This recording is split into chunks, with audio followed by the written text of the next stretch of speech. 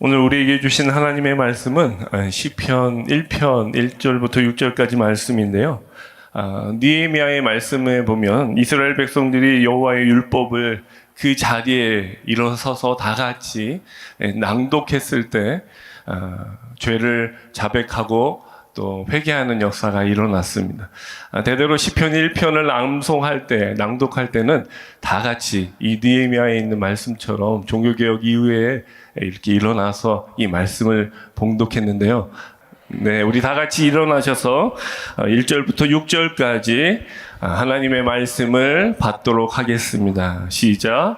복 있는 사람은 악인들의 궤를 따르지 아니하며 죄인들의 길에 서지 아니하며 오만한 자들의 자리에 앉지 아니하고 오직 여호와의 율법을 즐거워하여 그의 율법을 주야로 묵상하는도다. 그는 시냇가에 심은 나무가 저를 따라 열매를 맺으며 그 잎사귀가 마르지 아니함 같으니 그가 하는 모든 일이 다 형통하리로다. 악인들은 그렇지 아니하며 오직 바람에 나는 겨와 같도다. 그러므로 악인들은 심판을 견디지 못하며 죄인들이 의인들의 모임에 들지 못하리로다. 무릇 의인들의 길은 여호와께서 인정하시나 악인들의 길은 망하리로다. 아멘. 하나님의 말씀입니다. 아멘이십니까? 아멘. 잠깐 기도하겠습니다. 하나님 감사합니다. 이 시간 말씀 앞에 섭니다. 듣는 길을 열어 주시옵소서. 깨닫는 지혜도 허락하여 주시옵소서. 아멘. 이 말씀이 내 영혼과 삶을 살리는 생명의 말씀 되게 하여 주시옵소서. 아멘. 듣는 자나 전하는 자 모두 성령 앞에 겸손하게 하셔서 세미한 하나님의 음성을 통해 결단할 수 있는 믿음 더하여 주시옵소서. 아멘. 이 모든 간구 우리 주 예수 그리스도의 이름으로 기도드리옵나이다. 아멘. 아멘. 아멘. 앉아주시기 바랍니다. 오늘 본문 시편 1편은 시편을 대표하는 시입니다. 시편 전체를 담아내고 있다고 해도 과언이 아닙니다. 시편의 핵심 메시지를 다 담고 있기 때문에 그렇습니다. 그래서 시편 1편은 복된 삶을 위한 지침서라고 이야기합니다. 복된 삶을 위한 지침서. 오늘 새해를 맞이해서 이 말씀의 제목처럼 오늘 우리 사랑하는 성도님들의 삶이 복 있는 사람 되시길 주의 이름으로 축원합니다. 아멘. 이 복 있는 사람의 가장 큰 전제가 있습니다. 그 전제가 무엇이냐면 하나님은 우리에게 복 주시기를 기뻐하신다는 사실입니다. 믿으십니까? 아멘. 하나님은 우리에게 복을 주실 수 있는 분이십니다. 복을 줄 수 없는 신에게 복을 비는 것은 기복주의입니다. 그러나 우리에게 분명히 복을 주실 수 있는 능력과 권세를 가지고 있는 분에게 복을 요청하는 것, 그리고 그 복을 주실 수 있는 그분 앞에 엎드리는 것은 은혜인 줄 믿으시기 바랍니다. 아멘. 더 나아가서 하나님은 우리에게 복 주시기를 원할 뿐만 아니라 그것을 기뻐하신다고 말씀하고 계십니다. 그래서 하나님은 어떤 사람에게 이 복을 주시길 원하는가? 시편 2편 12절 말씀, 시편 84편 12절 말씀 우리 같이 읽겠습니다. 시작. 여호와께서 피하는 모든 사람은 다 복이 있도다. 만군의 여호와여 주께 의지하는 자는 복이 있도다. 어떤 사람에게 복이 있는가? 여호와께 피하는 모든 사람이 복이 있습니다. 여호와 하나님께 나아가 그분을 의지하는 자가 복이 있다는 것입니다. 복 있는 자와 복 없는 자의 가장 큰 차이는 바로 하나님께 있습니다. 여호와 하나님을 나의 하나님으로 모시는 사람, 복 있는 사람인 줄 믿으시기 바랍니다. 아멘. 여호와께 피해야, 그를 의지해야 합니다. 우리는 우리 안에 있는 복의 개념을 좀 극복할 필요가 있습니다.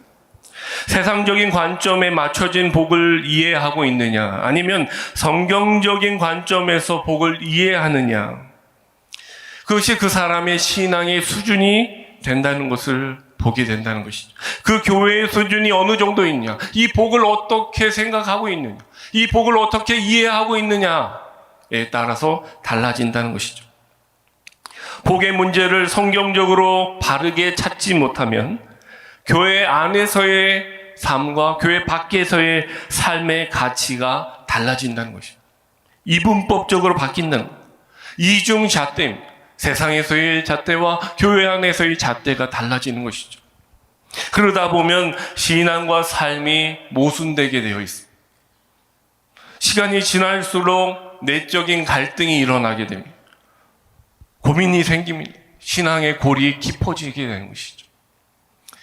일반적으로 사람들은 소유의 개념으로 복의 유무를 판단하려고 합니다. 돈이 있으면, 명예가 있으면, 건강이 있으면, 지식이 있으면 복 있는 사람이라고 생각한다는 것이죠. 사람들이 자주 실수하는 부분이 바로 여기입니다. 복을 찾아 소유하면 행복하다고 착각하는 것이죠. 그러나 오늘 성경이 말하는 복은 단순한 소유와 부유함에 있지 않다는 것입니다. 오늘 본문이 말하는 것은 무엇입니까? 복 있는 사람은 하나님과 관계에 있다는 거예요. 하나님과 친밀한 관계에 있는 사람, 바로 하나님의 사람이 복 있는 사람인 것을 말씀하고 있습니다. 아멘. 신약에서는 은혜 안에, 예수 안에서 예수를 나의 구주로 믿는 하나님의 백성, 거듭난 사람, 중생한 사람이 복 있는 사람이라고 말씀하시는 것이죠. 시편 144편 15절 말씀, 여호와를 자기 하나님으로 삼는 백성은 복이 있도다. 시편 146편 5절 말씀, 여호와 하나님을 자기의 도움으로 삼고 소망으로 두는 자는 복이 있도다 말씀하셨습니다. 시편 33편 12절 말씀, 여호와를 자기 하나님으로 삼은 나라 곧 하나님의 기업으로 선택된 백성은 복이 있도다. 아멘. 뭘 소유해서 복이 있는 게 아니에요. 하나님을 소유한 백성이 하나님께 복을 받는 줄 믿으시기 바랍니다. 아멘. 여호와를 자기 하나님으로 삼는 백성, 여호와 하나님을 자기의 도움으로 소망으로 삼는 백성, 여호와 하나님을 나의 기업으로 삼는 백성이 복되다 말씀하십니다. 모두 하나님과의 관계를 근거로 복 있는 사람인지 아닌지를 우리에게 설명하고 있다는 것이죠. 자, 그렇다면 우리는 지금 하나님과의 관계가 어떻습니까? 그것에 따라 복의 유무가 달라진다고 했습니다. 그러니까 우리의 관계, 하나님과의 관계가 지금 어떠냐가 중요하다는 것이죠. 성경은 하나님과 우리의 관계를 부모와 자식의 관계로 표현합니다. 때로는 신랑과 신부와 아내와 남편으로 표현합니다. 단순히 명령하며 그것을 받아들이는 관계가 아니라는 것이죠. 하나님과 이스라엘의 관계는 독특한 관계입니다.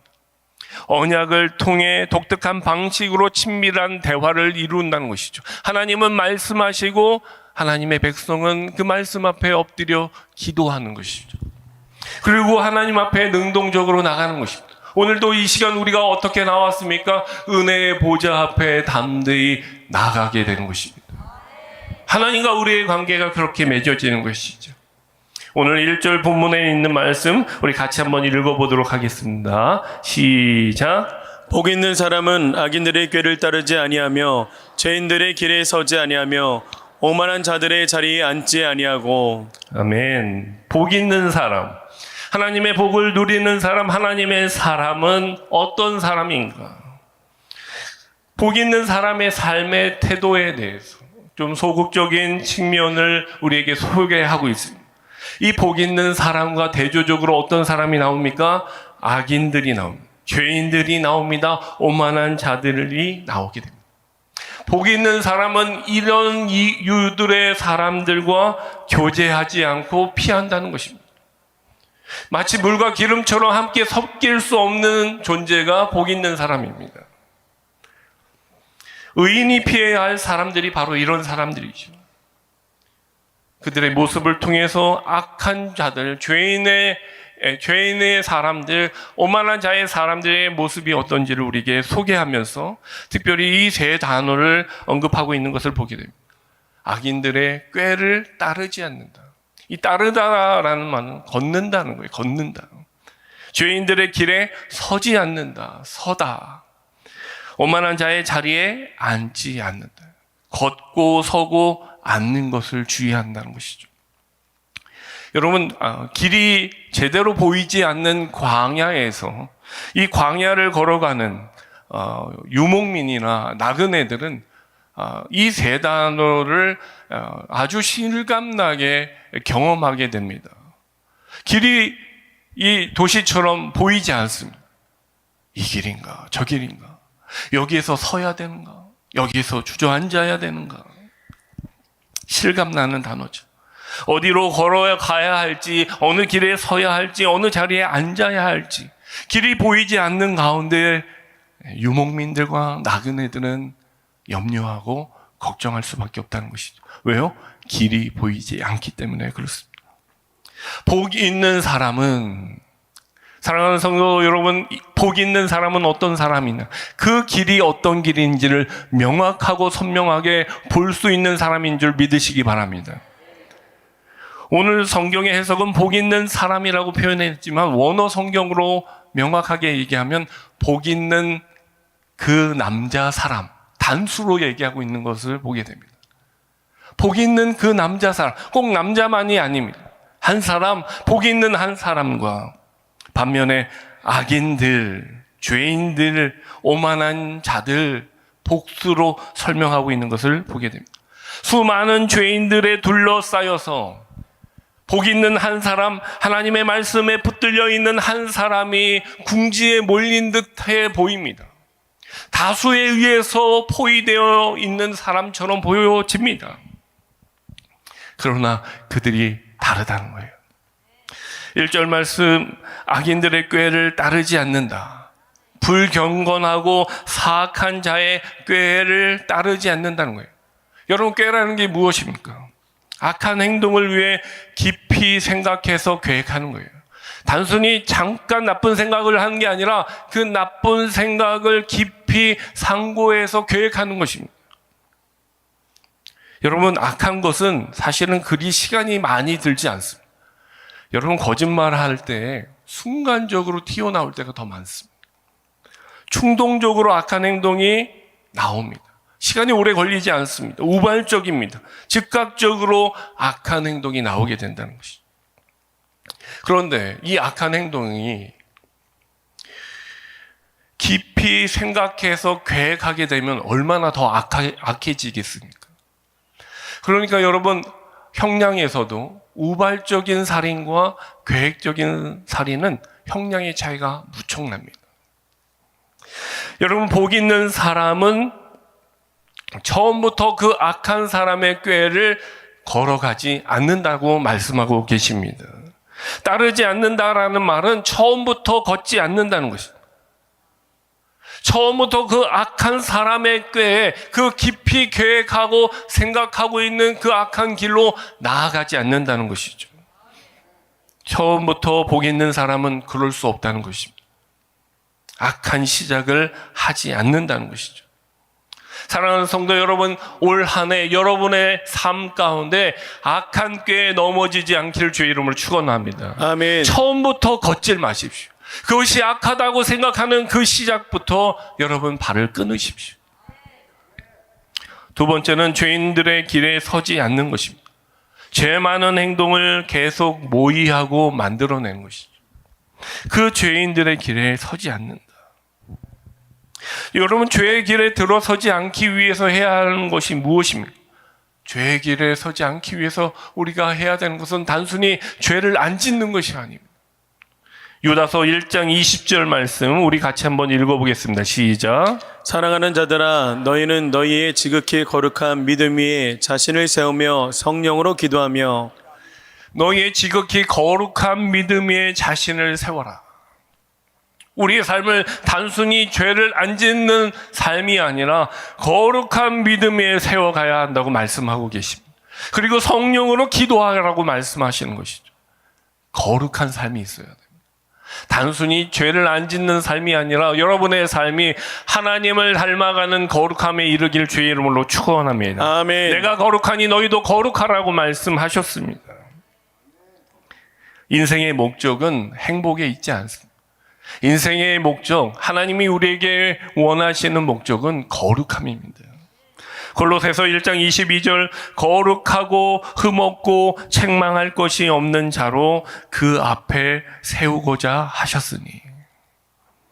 거룩하고 흠없고 책망할 것이 없는 자로 쓰기를 원하신다는 사실입니다.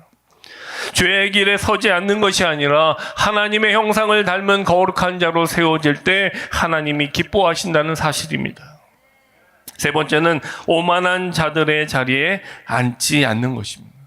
여러분, 영적인 교만한 상태는 오만함입니다. 이 오만한 자라는 뜻은 비웃는 자입니다. 하나님이 없다고 하는 자가 바로 오만한 자입니다. 하나님이 없다고 하는 자가 교만한 자입니다. 그곳에 가지 않는 것이죠. 여러분, 믿음의 사람들이 가야 할 자리가 있는 줄 믿으시기 바랍니다. 아멘. 시편 65편 4절 말씀 우리 같이 읽겠습니다. 시작. 주께서 택하시고 가까이 오게 하사 주의 뜰에 살게 하신 사람은 복이 있나이다. 주께서 택하시고 가까이 오게 하사 주의 뜰에 살게 하신 사람은 복이 있다 말씀하셨습니다. 사랑하는 성도 여러분, 여러분 지금 어디 계십니까? 주께서 택하셔서 가까이 오게 하사 주의 뜰에 살게 하시려고 이곳에 부르신 줄 믿으시기 바랍니다. 아멘. 우리가 있어야 할 자리가 어디냐? 예배하는 자리입니다. 기도하는 자리입니다. 말씀을 들을 수 있는 자리입니다. 그때 우리의 존재가 더욱 빛난다는 것이죠.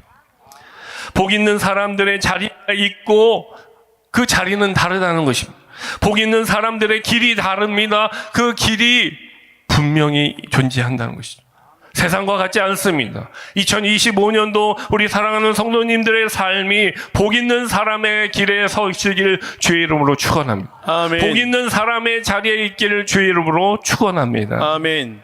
그렇다면 이 복 있는 사람의 가장 큰 특징을 오늘 본문 2절에서 설명하고 있습니다. 우리 2절 말씀 같이 읽겠습니다. 시작. 오직 여호와의 율법을 즐거워하여 그의 율법을 주야로 묵상하는도다. 복 있는 사람의 가장 큰 특징은 여호와의 율법을 주야로 즐거워한다는 것이죠. 여호와의 율법 토라를 즐거워한다. 여러분, 시편 전체가 권장하고 있는 덕목은 선하고 도덕적인 게 아닙니다. 여호와의 말씀, 이 토라를 묵상하는 것입니다. 너 신앙인으로 어떤 삶을 살기를 원하느냐?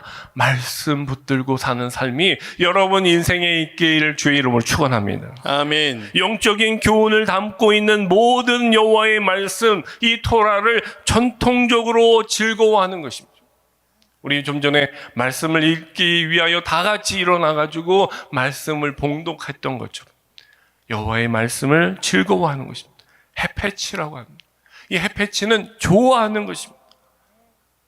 여러분, 재미가 있어야 좋아지는 겁니다. 재미가 없는데 좋아지기가 어렵습니다. 하나님의 말씀이 재미있어야 합니다. 달고 오묘한 말씀으로 들려져야 한다는 것이죠. 여러분, 그래서 유대인들은 어릴 때 어린 아이에게 가까이에 성경책에 꿀을 발라놓습니다. 막 기어다니다가 그 성경책에 손을 대면 그 성경책이 달고 오묘하다는 것을 기억하는 것이죠. 하나님의 말씀은 여러분의 인생 가운데 달고 오묘한 말씀인 줄 믿으시기 바랍니다. 아멘. 좋아하셔야 됩니다. 즐거워하셔야 합니다. 사무엘이 그의 목소리를 청종하는 것을 좋아하신 같이 좋아하시겠나이까? 하나님의 음성 듣는 것을 좋아할 수 있는 여러분 되기를 주의 이름으로 축원합니다. 유대인들은 이 시편 전체의 교훈으로 읽도록 권면하고 교훈하고 유도하고 있다는 것이죠. 주야로 묵상한다는 거예요. 주야로 밤낮으로 매일 묵상한다. 이 하가라는 단어는 무슨 말이냐? 읊조리다라는 거예요. 작은 소리로 읊조리는 거예요. 내 마음에 그 소리를 담아내는 거예요.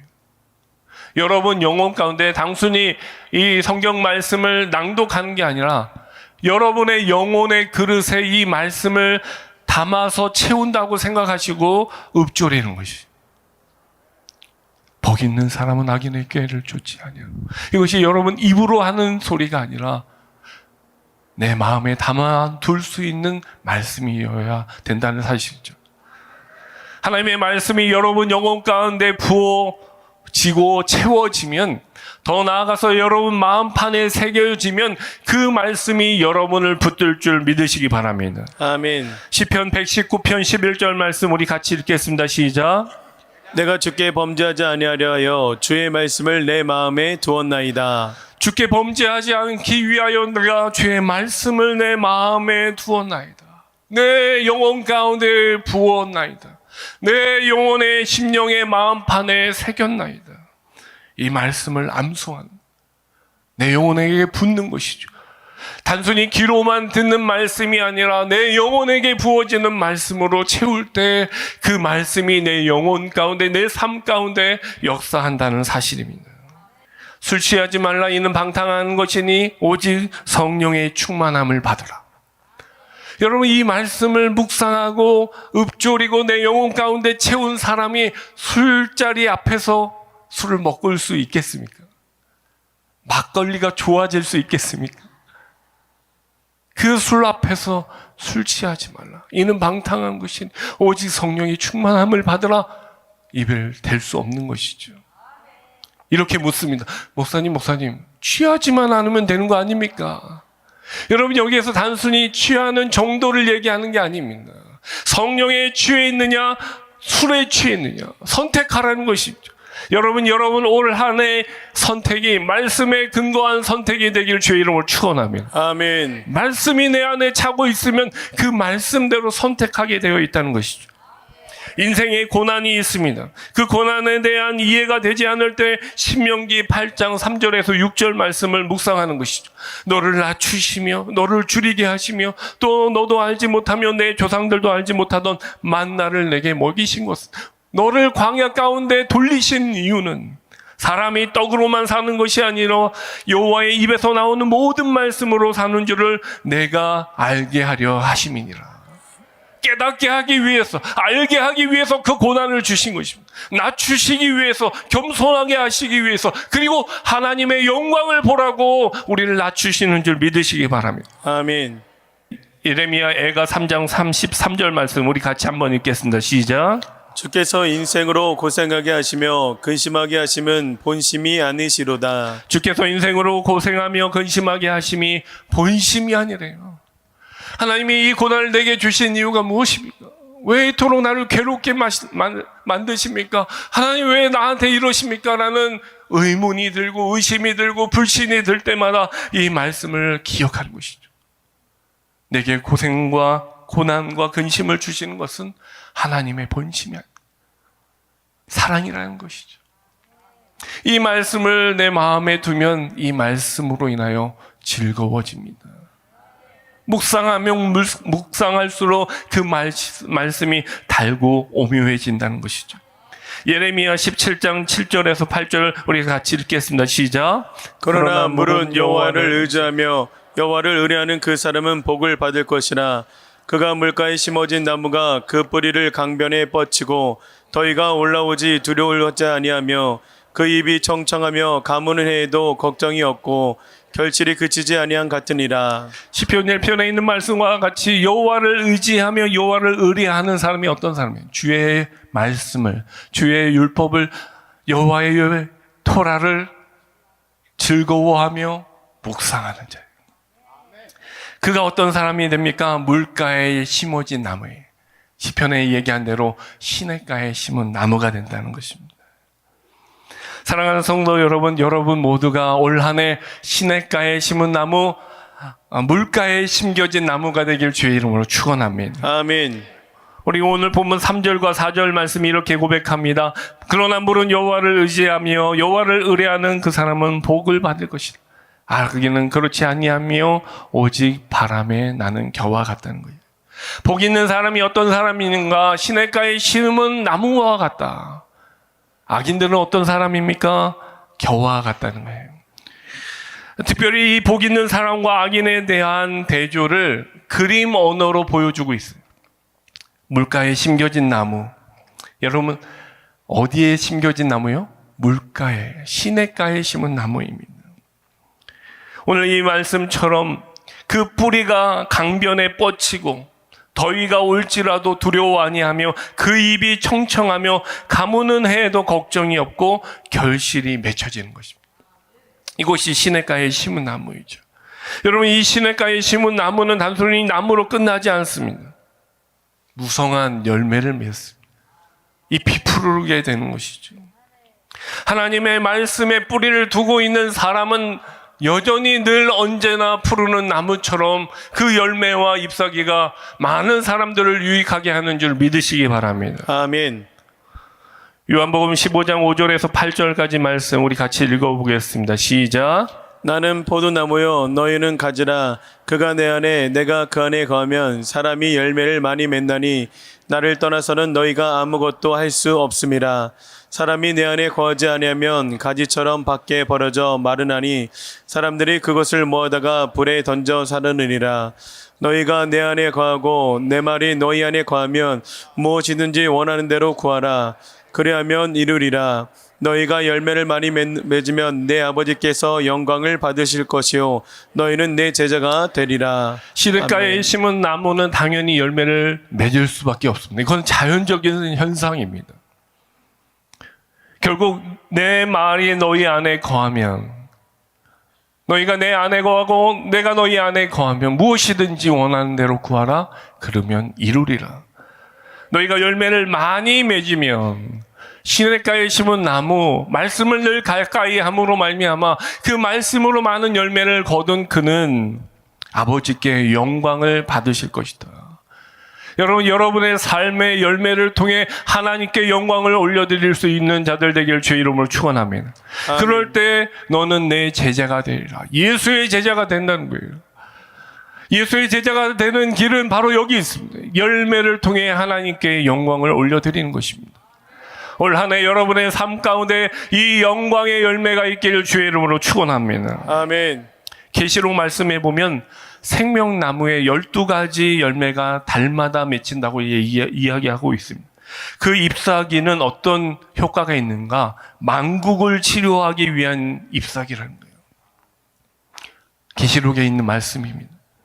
그 열매는 달마다 맺힐 뿐만 아니라 그 잎사귀를 통해 만국을 치료하는 잎사귀가 된다는 거예요. 여러분, 마지막 때 끝까지 의인의 삶으로 복 있는 사람으로 살 때 여러분의 열매를 통하여 여러분의 잎사귀를 통하여 만국이 치료되는 은혜가 있기를 주의 이름으로 축원합니다. 아멘. 선한 열매가 맺힙니다. 의의 평강의 열매가 맺힙니다. 입술의 열매로 영광을 올려드리게 됩니다. 에베소서 5장 1절 말씀, 빛의 열매는 모든 착함과 의로움과 진실함에 있느니라. 갈라디아서 5장 22절 말씀, 우리 어떤 열매인지 우리가 함께 봉독합니다.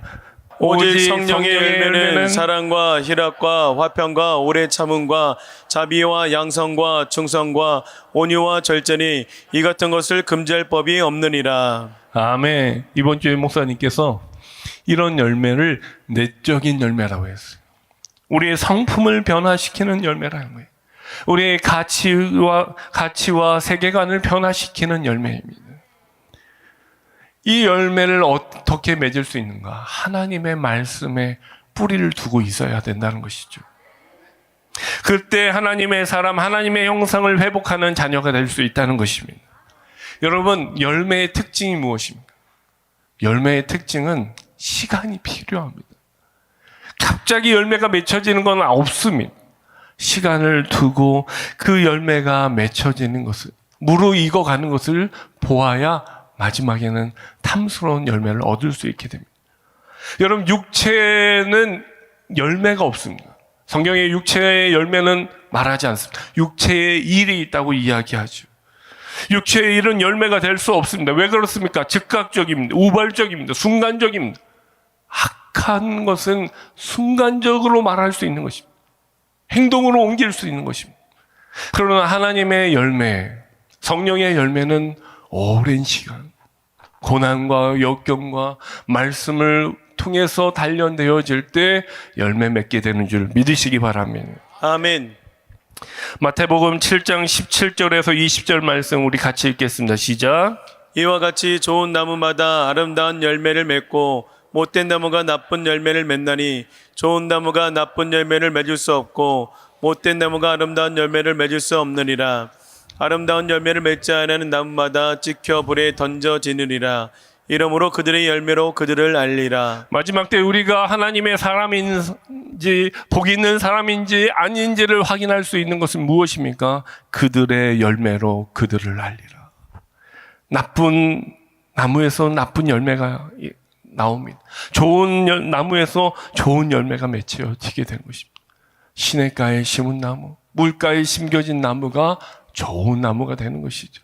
사랑하는 성도 여러분, 여러분 물가에 심겨진 나무가 되기 위하여 이 말씀이 선포되는 하나님의 전을 가까이 하시기를 주의 이름으로 축원합니다. 아멘. 그럴 때 우리는 흔들리지 않게 되는 것이죠.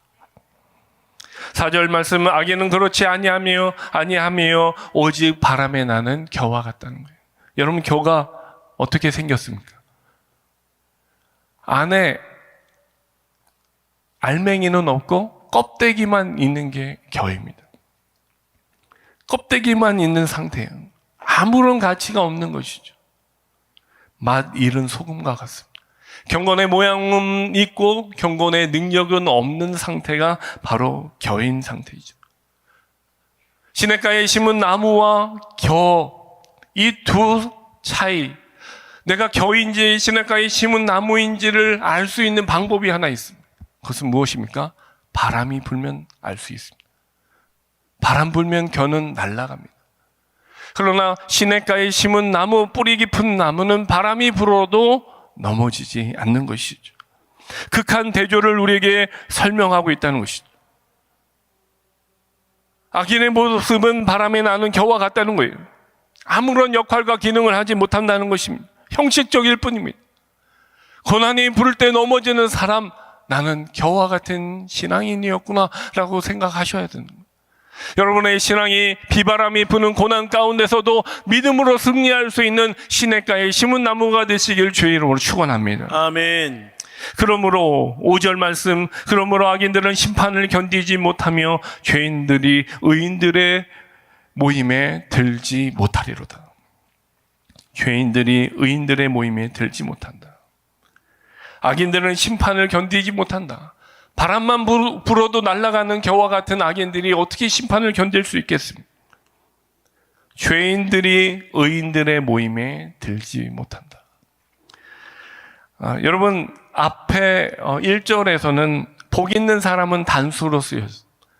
악인들, 죄인들은 복수로 쓰여졌습니다. 그런데 오늘 이 뒷부분에 보니까 죄인들이 의인들의 모임에 들지 못한다고 그랬어요. 갑자기 의인이 복수가 되고 있는 것을 보게 됩니다. 의인 한 사람이 홀로 악인들을 상대하는 것이 아니라 의인들이, 복 있는 사람들이 악인들을 상대하고 있는 모습, 그래서 심판을 견디지 못하는 악인들의 모습을 보게 됩니다. 그 악인들은 의인의 회중에 들어오지 못한다는 거예요. 엘리야가 생각났습니다. 엘리야가 바알의 선지자 850명과 싸웠습니다. 홀로 싸웠습니다. 850대 1로 홀로 싸우는 싸움이 그게 싸움이겠습니다. 복 있는 한 사람과 악인들, 죄인들, 오만한 자들 850명이 그를 죽이려고 합니다. 그때 주님께서 엘리야를 위로하십니다. 바알에게 무릎 꿇지 않는 7천의 용사들을 내가 너를 위하여 준비했다. 여러분, 우리가 믿음 생활하고 믿음으로 살다 보면 외로울 때가 있습니다. 그러나 하나님께서는 여러분 홀로 두지 아니하시고 숨겨진 바알에 무릎 꿇지 않는 7천의 용사를 여러분 곁에 두신 줄 믿으시기 바랍니다. 아멘. 돕는 자를 두셨습니다. 함께 기도하며 중보할 믿음의 사람들을 두셨습니다. 결코 혼자가 아니라는 것이죠. 믿음의 사람, 그 한 사람을 위하여 하나님 믿음의 사람들, 의인들을 붙여주신, 그래서 악인은 견디지 못하는 것입니다. 우리 마지막 6절 말씀 같이 읽겠습니다. 6절 말씀 시작. 무릇 의인들의 길은 여호와께서 인정하시나 악인들의 길은 망하리로다. 무릇 의인들의 길은 여호와께서 인정하십니다. 그러나 하나님께서 인정하지 않는 길이 있습니다. 악인의 길입니다. 그 악인의 길은 망하리로다. 오늘 본문 1절에서부터 길로 이야기하고 있습니다. 6절 마지막도 길로 마무리하고 있는 오늘 시편의 1편의 말씀을 보게 됩니다. 길, 인생의 여정 속에 택해야 하는 방향입니다. 어느 길로 가야 할지 알 수가 없는 게 저희의 인생입니다. 내일을 살아본 사람이 없습니다. 2025년 딱 10일 정도 좀 지났습니다. 그런데 그 10일 사이에 엄청난 일들이 많이 일어났습니다. 이 LA 지역은 더 많은 일들이 일어났습니다. 세계 곳곳은 전쟁과 기근이 일어나고 있습니다. 내일을 잘 살아낼 수 있을지 우리는 우리의 길을 알 수 없습니다.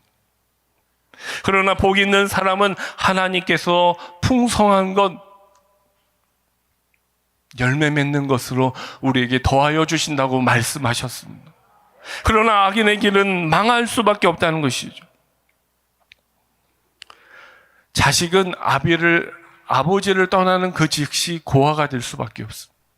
부모를 떠난 자식은 그때부터 고아와 같은 인생길을 가게 되는 것이죠.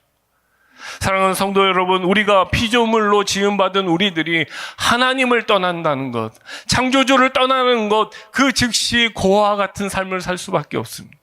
인생의 방황을 경험할 수밖에 없다는 것이죠.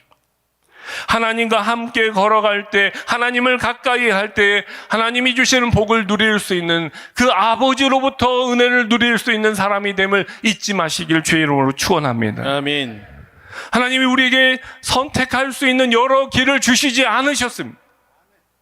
우리가 걸어가야 할 길은 오직 한 길, 여호와 하나님께 나아가는 길인 줄 믿으시기 바랍니다. 아멘. 요한복음 14장 6절 말씀, 내가 곧 길이요 진리요 생명이니 나로 말미암지 않고는 아버지께로 올 자가 없느니라. 다른 길을 우리에게 보여주시지 않았습니다. 다른 길을 우리에게 제안하지 않으셨습니다.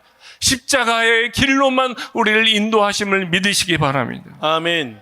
우리는 그 길 속에 한 사람으로, 복 있는 사람으로 선택받았고 부름받았다는 사실입니다. 여러분, 이런 말이 있습니다.